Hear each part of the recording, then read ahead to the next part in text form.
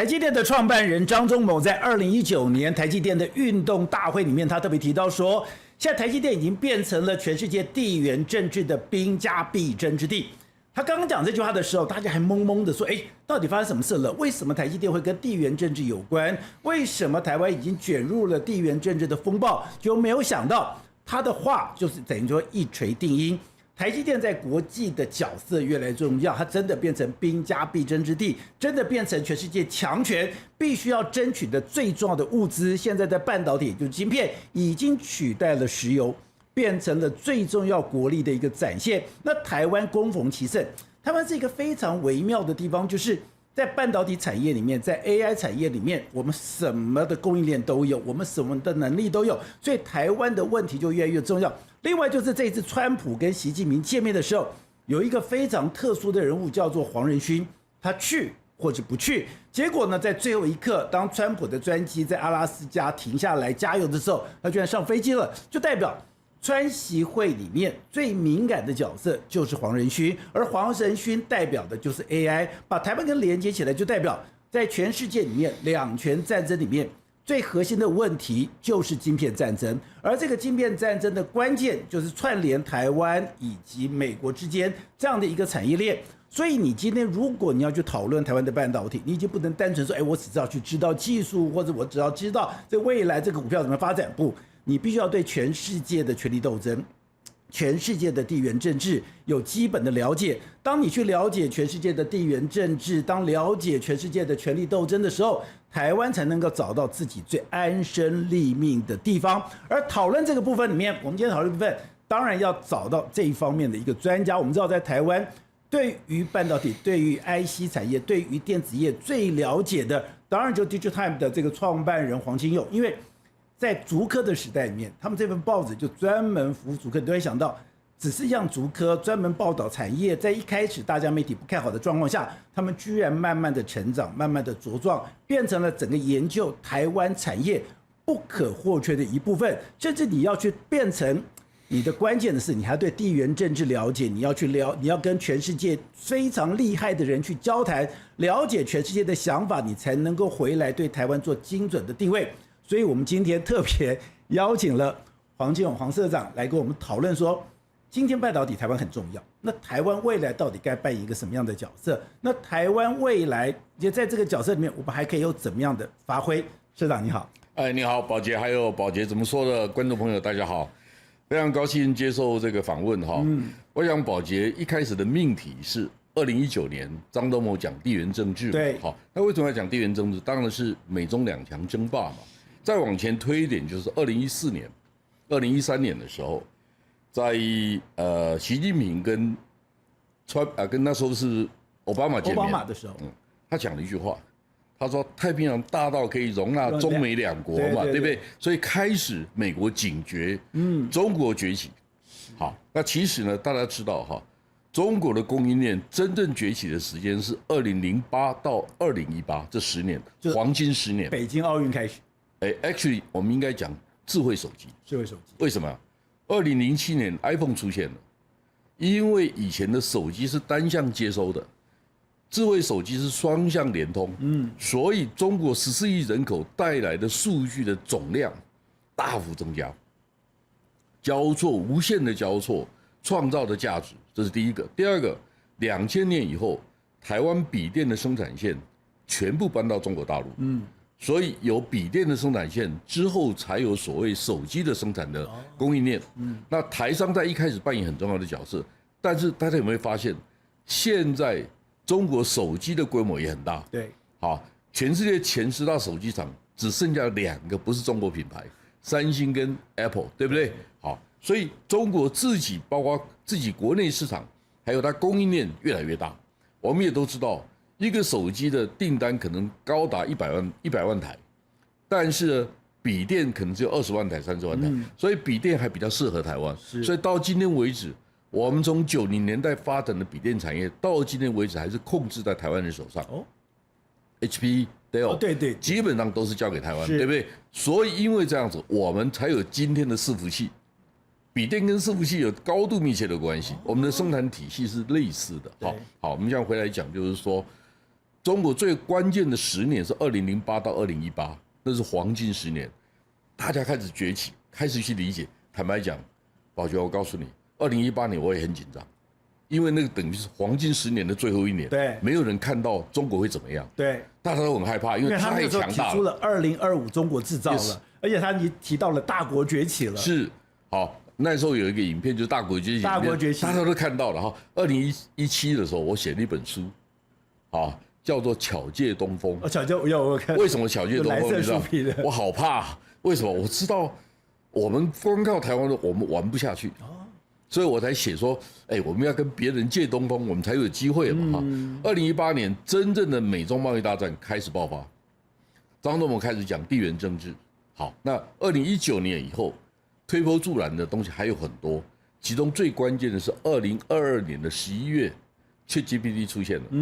所以你可以知道 ，ChatGPT 出现的第一个 quarter，NVIDIA 就是辉达的营业额是多少？71.9亿美金。那上一个 quarter 就上一季，辉达营业额多少？681亿美金。这一个 quarter 的财报有可能在800亿美金左右，所以你说72亿变成800亿，那是几倍？11倍。好，那你开始想象一下，就是说，短短的3年之内，单季的营业额成长10倍。那么黄仁勋、辉达应该靠谁？他不可能去找别人，因为他要 reliable。第二个，太敏感的产品不能在大陆做。对。那台湾只剩下一个对手，就是大陆了。对。因为我们跟韩国其实没有直接太多的竞争。大家想象一下，韩国的电子工业只有2大 ，SK hynix 跟三星，对不对？那请问一下，三星跟台湾重叠的业务是什么？晶圆代工。只有晶圆代工。那晶圆代工占三星营业额多少？好，你开始想象一下这个事情。晶圆代工可能只有130-140亿美金，那么它在整个三星营业额，大家知道吗？三星从2017到2025这8年，它的营业额都在2000亿美金上下。它 stagnation 就是停滞性的成长。但宝杰，你会不会很惊讶？今年三星的营业额可能会高达4000亿美金，因为 HBM 的关系。Yes， 好，那明年如果6000亿呢？这是第一个问题。第二个问题，三星的获利，如果今年是1600亿美金的话，那等于台积电的营业额。对。好，过去台积电最厉害的地方就是他把前一年的获利丢入做第2年的资本支出。但因为他市占率是别人的10倍9倍，所以别人不可能打败他。这是过去的竞争的方程式。那未来如果三星说我的获利是你的3倍，那我如果要砸钱，我不一定会输你。对。好，那我们开始要面对新的竞争模式。我只是提醒这个事情。但我们回来讲，就是说。辉达 NVIDIA 营业额在短短的3年之内，单季营业额可以成长9倍10倍，这一件事情，它背后代表要有一个稳定的供应链。它有稳定的供应链，它当然找台湾。为什么？因为辉达在1993年创办的时候，它是绘图晶片的设计公司。那绘图晶片卖给谁？卖给台湾的绘图卡主机板公司啊 ，PC 公司嘛，对不对？所以它从一开始就跟台湾很熟。所以他完全了解台湾的供应链，所以他为什么每一年到台湾5趟？是为什么？好，他其实见他的供应商嘛，所以我要台湾帮我生产，我再卖给台湾的厂商。对，好。除此之外呢，我们现在回到大的框架去想象问题：为什么今天辉达这么重要？为什么台湾这么重要 ？TSMC 这么重要？它有几个？辉达黄仁勋最近常讲5层蛋糕嘛，你有看嘛？对不对？但我有不同的5层蛋糕，有不同的理解啊。我认为第一层是谁？第一层就是 Amazon、亚马逊、微软，好，那包括 Meta、Google 这些公司，他们在干什么？宝杰，你知道吗？现在全世界有10家公司，科技公司，它的市值超过1兆美金。对。这10家公司上个礼拜的总市值多少？你知道吗？28.9兆美金，我都研究过。好 ，OK。那这10家里面，原来只有台积电做晶片，其他都是设计晶片，不做晶片的，对不对？好，那我的问题就是说 ，Amazon、Google、Microsoft 这些公司在干什么？他们在定义软体的价值。然后呢，软体跟硬体最大不一样的地方就是，软体的事业模式要不一样，但软体复制软体的成本很低，所以他们无限的极大化扩大他们在软体的影响力，他们只有一个目的，就是垄断。这我以前读过一段马克思讲的话，太经典了。他说，资本主义的终结就是垄断。哇，好可怕！你知道，现在世界级的公司都想搞垄断，因为垄断才会赚钱。好，那现在问题来了，软体被他定义了，他们最后发现一个问题：电子产品有2大功能，第一个算力，第二个存储资料的能力。所以呢，当软体被定义好了之后，它需要更大的算力。对。然后就发现说，NVIDIA 中间占了一个角色，它的CUDA的软体，定义了绘图所有的软体，晶片的互动联动，它怎么联动？第二个，它有绘图晶片 GPU， 所以这2个就让辉达在过去4年当中，扮演了关键性的角色。它现在出现一个新的对手 ，Anthropic、Claude， 对不对？对。所以这2个是第2层。所以我刚才讲，第1层是 Amazon、Google、Microsoft 这些公司，对不对？第2层就是定义软硬对接跟硬体系统对接的这一期的，所以这2种人都是美国公司，我们台湾没机会，对不对？但是回到供应链底下有3层，供应链3层，供应链有3层是属于台湾的。好，第一个大家最容易懂的哈，就是台积电，对不对？Intel、Samsung 在做晶圆代工、晶圆制造嘛，对不对？第二个就是三星、SK Hynix，Micron。他在做什么？做记忆体的，所以这个晶片是这6家公司为主。好，包括我们的联发科都在里面是一个非常重要的关键性的角色。那最底下是谁？就量产制造的公司。好，你知道 EMS 大厂就是鸿海、广达、仁宝、伟创、伟影这些公司，他们在干什么？和硕、仁宝他们在干什么？宝洁你知道吗？去年全世界前20大 EMS 制造厂。Electronic Manufacturing Service 20家，都是台湾，台湾有8家，但是台湾今年第1季占全世界71%，都是台湾人在干。对 ，OK， 所以我们量产，所以你要买任何的货柜，要买任何的伺服器跟组装都是台湾，台湾就对了。好，因为我们查过2025年我没有资料，2024年美国进口的伺服器67%是墨西哥供应的。26是台湾供应的，但是墨西哥也是台湾啊。对，所以等于美国的伺服器，和硕都在那边测试，是，好，都是台湾公司做的，对不对？好，这是一块。第2块，宝洁你也知道啊，你对资本市场很敏感啊。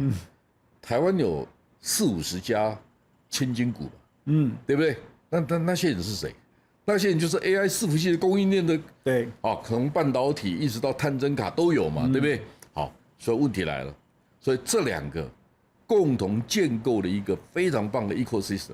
那为什么我们有这个条件？因为人口密度高，因为我们90%的公司总部设在新竹到台北1个小时的车程。宝洁你知道吗？ Digitime 1年办几场专业研讨会？多少？300多场，等于每天都有一场，几乎有时候2场。为什么？我们可以从伺服器一直讲到电源管理 IC， 讲到印度，印度的手机。印度的无人机都可以谈啊，所以每一天都有很多新鲜的题目。是，好，所以你知道我们可以效率到什么程度？比如说，消费性电子展一结束，第2天我们在台北办研讨会，谈什么？谈消费性电子展里面最重要的五个项目，比如说无人机，智慧眼镜，比如说去年他们跟我做报告的时候，我还记得，智慧眼镜有百镜大战，100家智慧眼镜公司在竞争，台湾只有4家。为什么？因为没有量，台湾不想做。所以我在书里面也特别谈到什么？台湾产业有庸俗化的疑虑。为什么？我们没有量，不想做。对，好，这个是我们的。这您可能也想跟我讨论一下无人机啦、智慧眼镜啦这种 edge computing 边缘运算。我们台湾 yes 下一代我们台湾要做什么事情？好，所以我们回来讲，就是说。底层的制造的部分，因为台湾小，我们又有经验，又有资本市场支持，对，所以全世界最棒的那个配方元素都出现在台湾，都刚好在台湾，刚好在，因为它需要快速回应市场。好，那现在我刚才讲晶片公司跟底下制造厂，对，中间还有一块，你知道是谁？蔡司、康宁这些公司，就专业的，它有特别的零件、配件、材料，对，这种公司呢。其实我想跟他们讲，我想透过宝洁的节目喊话，喊什么话呢？我说，那你们要不要来帮我们再栽培50家千金股，也可以来台湾？比如说光通信的时代，细光子的时代，对，光纤的时代。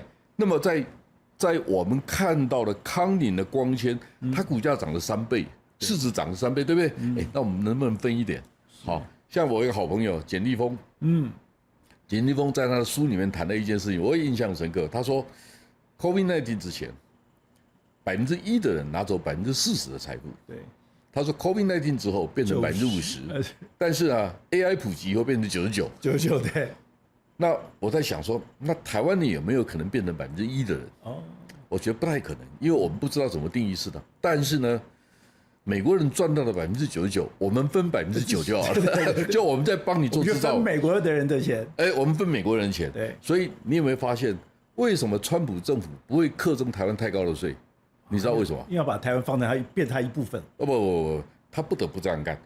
我不能说川普喜欢台湾，对不对？我们不要这样期待哈。我现在的期待是什么？宝洁，你知道全世界100大半导体公司，这上礼拜的资料，加总的市值多少？15.9兆美金。这第一个问题。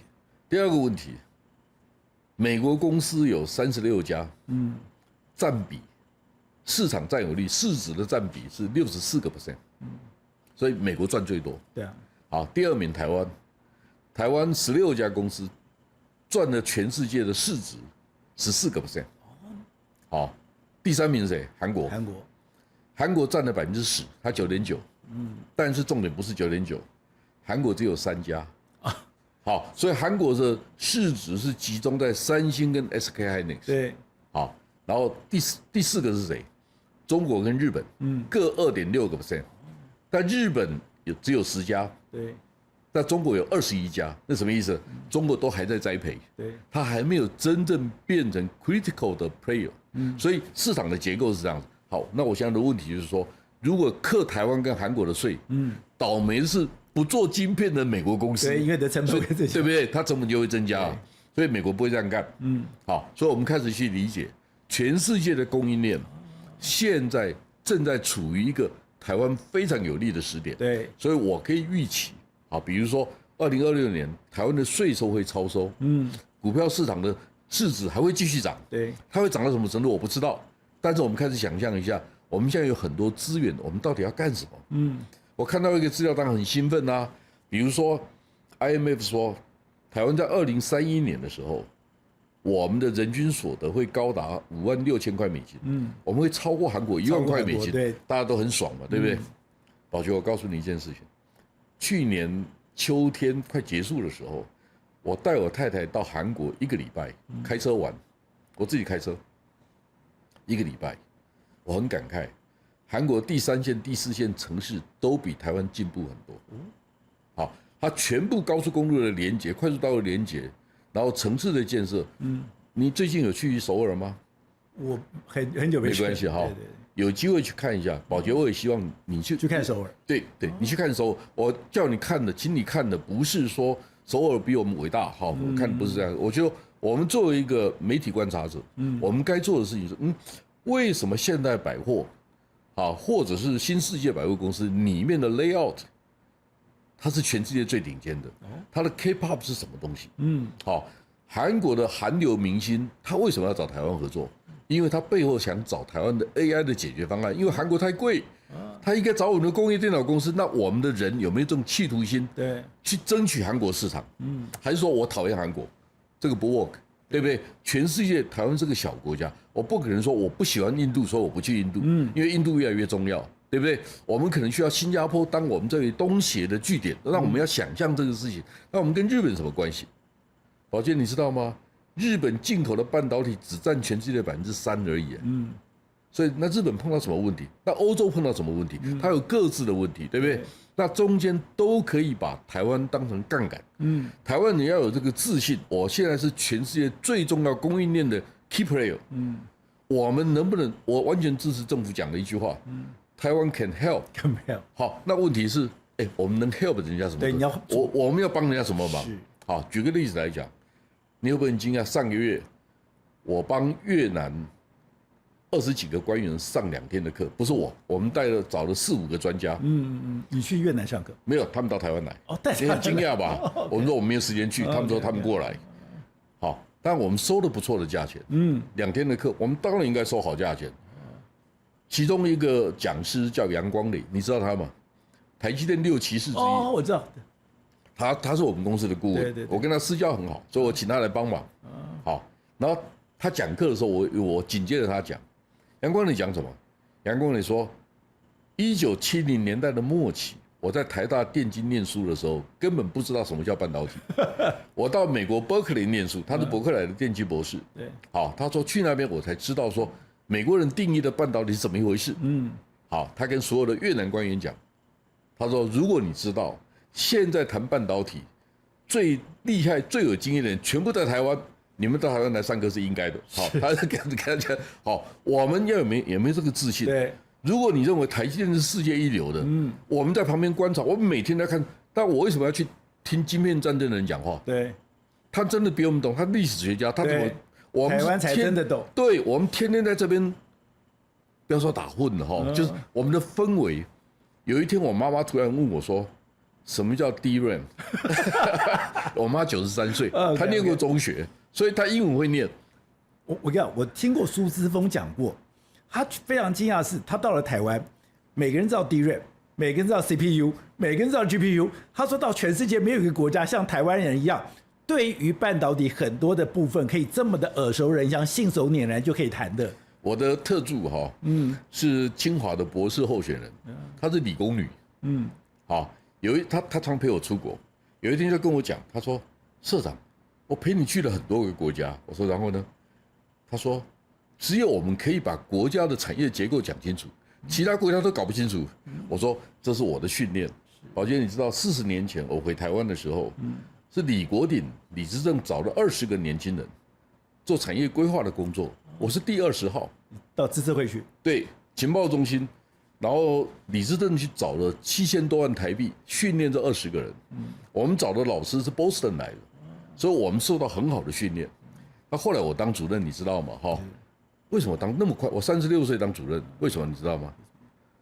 因为产业太蓬勃，比我优秀的都被挖走了，我升得很快，我30几岁就开始搭商务舱，就我也觉得我怎么会有这么好的运气？对，好，那我很喜欢我的工作，所以我一路走过来，所以电子老板都跟我很熟，因为你完全在这个领域里面。不过你刚才讲的一个关键就是说，本来我们都觉得台湾是一个罪儿小国，台湾这是一个亚细亚的国家，我们并不重要。可是我们现在有2个东西翻转，就是台湾本来小，可是没想到这个小国寡民，这个所谓的地下人口变我们的祝福，不是诅咒。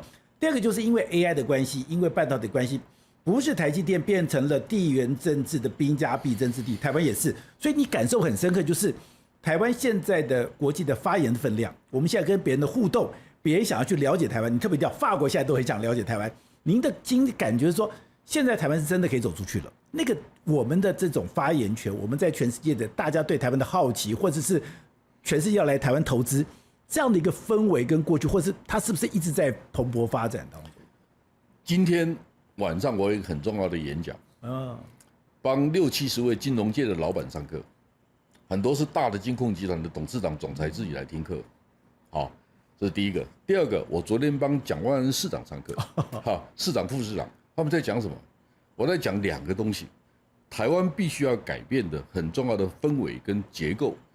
过去我们只是做代工，我们做了60年以后，我们开始知道。这个行业我们有话语权，我们有影响力的，那么我们要有自己的论述，我们的产业结构、我们的产业政策不应该只学美国，因为我们本来就长得不一样嘛，宝杰，你知道，美国的 GDP 大概只有10%是制造业创造出来的，台湾是将近40%，这个2个怎么会一样？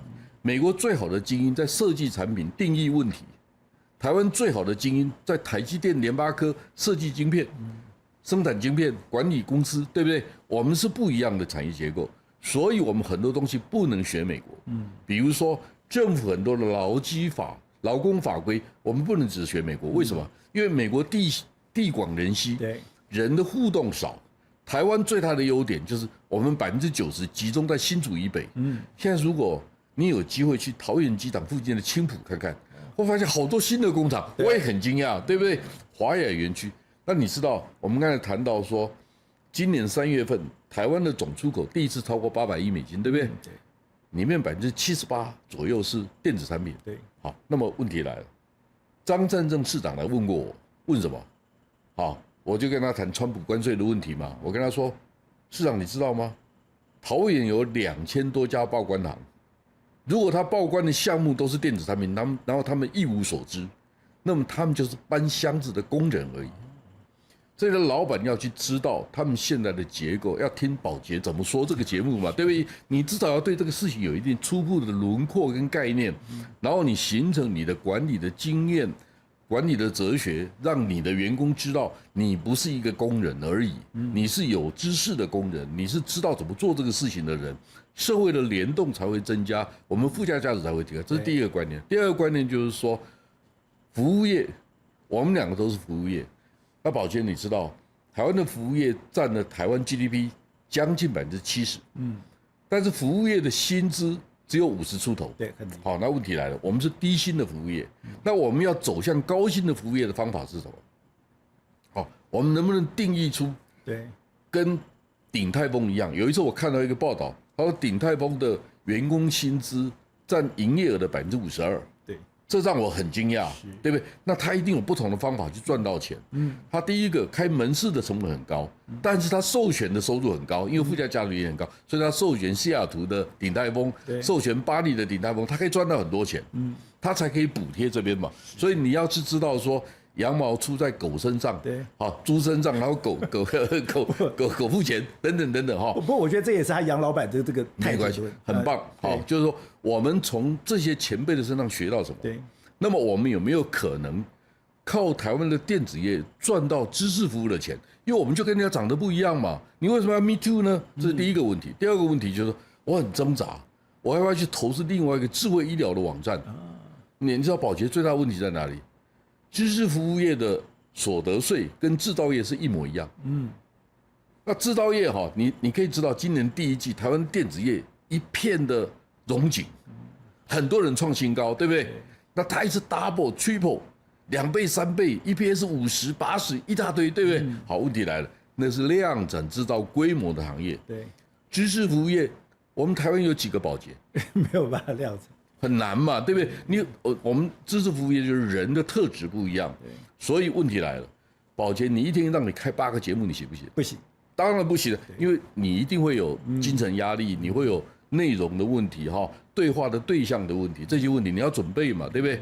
我看宝洁找我上这个节目，他自己做很多功课，那我就说OK，我也很认真回答你哈。我现在的问题就是说，这样的人为什么他的所得税也是40%？那我最好的方法就不要做了，因为风险，因为你服务业的风险很高，服务业的成功率比制造业低，在台湾是这样。宝洁，你知道到国立大学讲课1个小时多少钱？好像很，我告诉你，1057块，好，然后扣掉40%的税，来回交通费自己负担，所以你要去吗？那我们现在又告诉你说，我们缺工程师，缺半导体人才，叫我们回学校上课，就不想付我们钱。这个时候我们碰到台湾的困境，就是说我们不缺钱，但是我们的责任是让社会了解。我们让下一代的年轻人，他愿意从事知识服务业，这是政府的责任。好，第二个问题就是说，今年我们靠制造业可以赚很多钱。如果我们知道，像我上礼拜在韩国讲课，我很骄傲的讲说，韩国好棒，今年第1季你们 GDP 成长率3.6%，是5年来的新高，但是台湾是13.69%，所以韩国人都瞪大了眼睛看我，对不对？那我就告诉他说，你们一定不知道。韩国是台湾第1大贸易逆差国，你从台湾赚很多钱哦，370亿美金哦，你们对台湾到底多少了解？好，第3个问题就是说，台湾人要自己去论述，我对韩国是重要的，这个重要是不卑不亢，因为我不需要讨好你。好，那我们的条件是什么？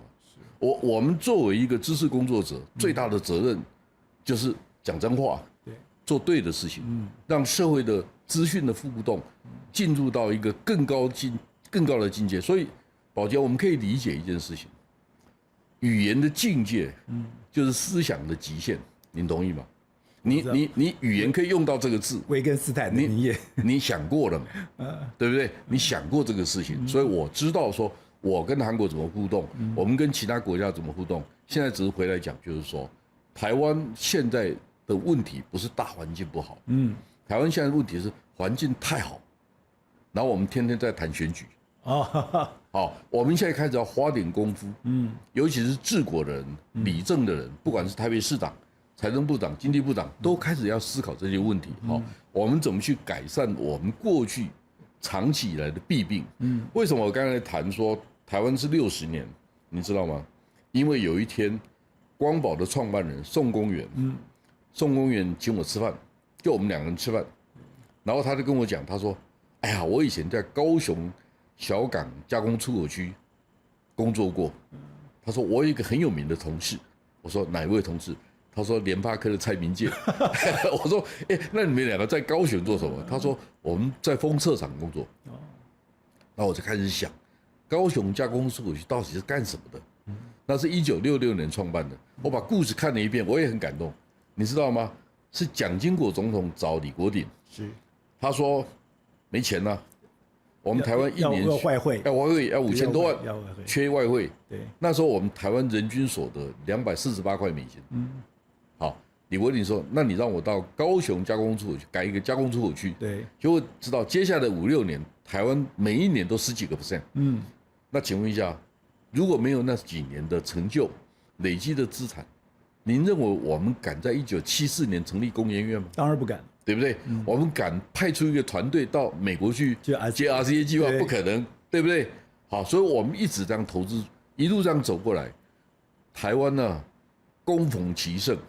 然后我们这一代是婴儿潮，我们这一代理工科又最多，对不对？我们这样一路走过来，最适合台湾，而且大陆还没有醒过来，所以那时候台湾做什么都对。对，好，我问一个可能不见得大家喜欢听的答案，我说，如果当年归国的学人他有大陆另外一个选择，你认为他们会全部到台湾来吗？不一定了。对，所以我们要感恩。OK， 那我们现在感恩不能只是说感恩过去李国鼎啊这些人、孙运璇这些人帮我们做了什么事情，他们都很棒，我们都尊敬他们。好，我们这一代的责任是告诉大家，未来10年、20年、30年，我们该做什么？对，这是我们该做的事情。我现在很强调一件事情，就是知识型的服务业在世界级的产业的背后，它代表的意义是什么？我们该做什么事情？第二个，国内越小，国际越大。第三个，政府资源的投入，不要用 KPI 来定义问题，因为软体不能用 KPI 定义问题，因为每个公司都不一样。政府必须要改变100万以上公开招标这样的陋习。我们曾经接过新加坡政府的一个东协南亚地区的伺服器产业的研究案，然后我们出发之前就跟新加坡政府联络，委托我们的官员，我们问他，请问一下这个计划的 KPI 是什么？你知道新加坡政府怎么回答？没有 KPI。他说：“我们已经信任你了，为什么需要 KPI？” 好，新加坡政府为什么有效率？他告诉我们：“我信任你。”那政府最大的价值就是得到社会的信任，我们也愿意信任政府。政府应该得到我们的信任，所以政府台湾很多的规范，不要做得太复杂，让老百姓，因为我们最大的优点就是人口密度。好。我们的服务业最大的缺点就是人口密度，但制造业最大的优点就是人口密度，所以我们要把 last mile 最后一里路串接的最好。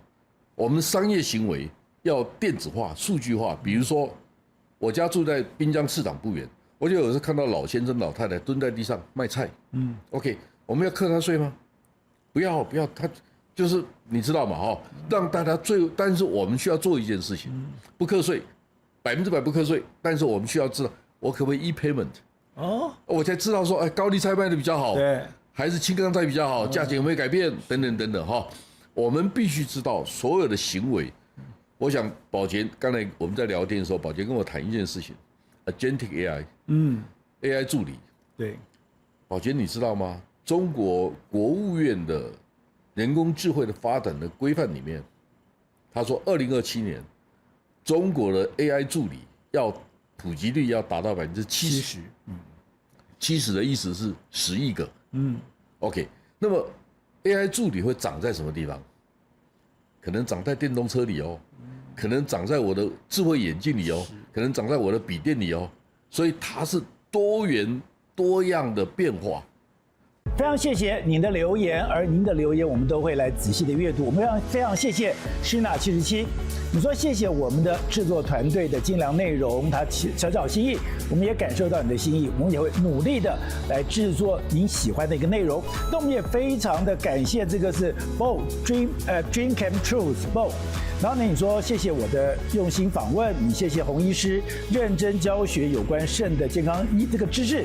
现在对于这种健康医疗是我们在网络的部分非常认真要耕耘的一块。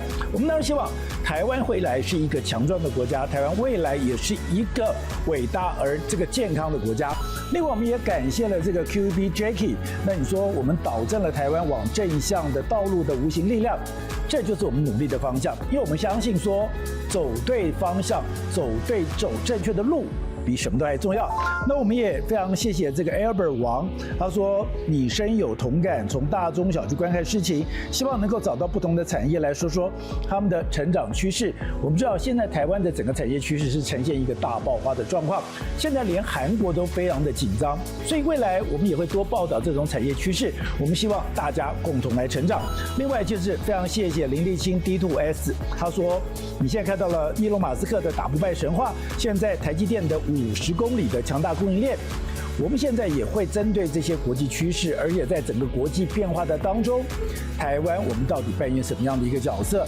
然后，那我们也看到了，另外就是这个 Lovely 这个您提到的，就是说。感谢我们精辟的见解，把台湾的情势诠释得非常的清楚，这就是我们现在要努力的方向。因为台湾一直在往前走，台湾的往前走，我们要相信台湾。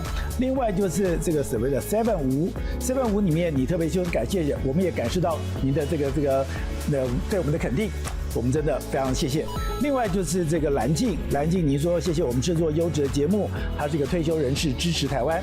我们也希望整个台湾一起来进步。另外就是这个 Boy K， 然后呢，你说谢谢我们提供这个内容，然后您说您是政大传院的学生，那我们也非常谢谢你喜欢我们的节目，我们也会非常努力的来感谢您对我们的一个喜爱。另外就是 Kenny KH4TC， 那你说很久没有看到宋老师了，那就宋国成宋老师。那当然我们在两岸国际之间，我们也会多做这样的一个报道，甚至就是一个 Helen Pan。然后呢，你说谢谢明老师，明老师是我们非常重要的访问的来宾，未来他也会定期来上我们的节目。非常感谢你们这个喜欢我们也会非常认真，我们非常感谢，因为这么多人喜欢我，对我们来讲那是一种责任，那也是一种我们需要的这种所谓的使命，我们会好好的把这些工作做好。谢谢。